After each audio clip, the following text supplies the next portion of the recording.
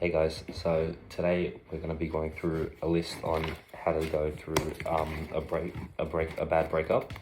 I know I look like I've been crying. I just woke up. I work in a freezer and night in graveyard shifts, so it's really hard for me to get on track with time. Okay, so the first thing we're going to be going through is anxiety attacks. Now, if you're having an anxiety attack through a bad breakup, the 5 things you should be doing is your senses, essentially. So look around, go, I can see, for example, I can see my room, I can hear my own voice, I can feel the table, this book, I can smell, to be honest, I can smell this, this beanie, I can taste the saliva in my own mouth.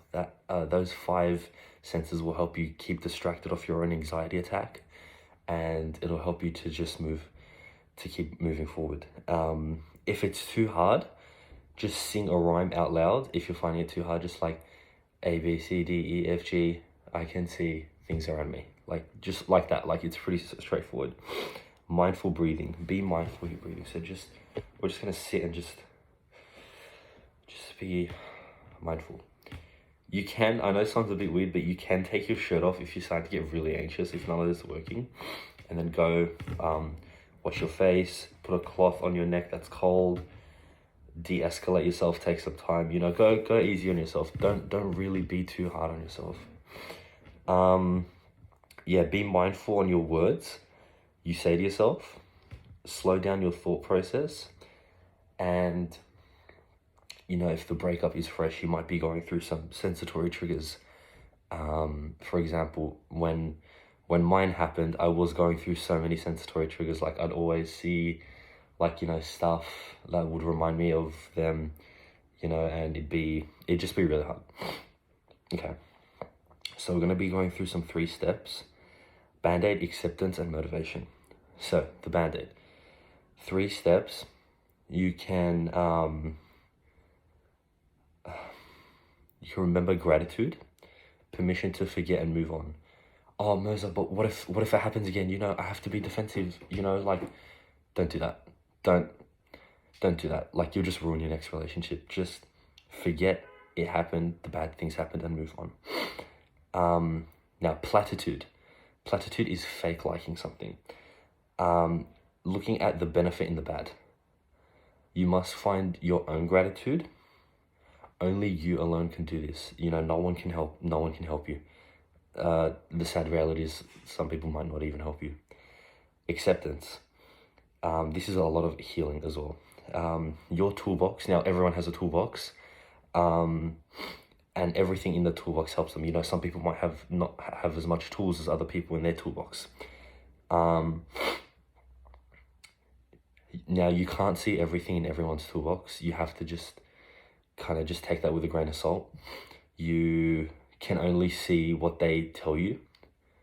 You can't just assume. You just have to focus on your own toolbox. And throughout the years, you'll just keep adding more tools and stuff like that. Okay, now the 3rd one is motivation. Only focus on what you can change. Don't try to force the situation. Really feel the situation. Step into your own toolbox. There's this saying my old therapist used to say. It was, if your reaction is hysterical, your reaction is historical. If you don't get clarity at the end of your relationship, it's okay. I know it's hard, but it's okay to not get clarity, It's essentially one of the steps. Hang on. If you are still struggling to recover, you can go back to the first step on gratitude. Rewind the video a bit and just go back to that. Well, obviously you're not going to recover from a relationship in a day, but still, it's okay to not get clarity. You focus on your own actions and be mindful as well. Be in peace, forget, and move on. That was essentially everything I had written. This weekend, I'm going for a nature walk. If you guys want to come along, yeah, I'm not going to be playing any music, no nothing. I'm just going to be having a walk, you know, just sit and meditate in the park. I did go to a art museum a few months ago. I really, really wish I recorded it and showed you guys. It was beautiful. I am going to go again. Yeah, I think the next video might either be for how to not be a perfectionist, you know, because I know a lot of people, including myself, are perfectionists. Like, if I don't do something perfect, I will not do it. But that's just how we are. Like, that's just our human nature. You know, Hamza Ahmed, he's really inspired me to make these videos and you know, be a better person, because currently I am a Jeffrey, and a lot of the people who watch his videos as well are Jeffreys as well. Now I'm trying to I'm just out of my teenagehood.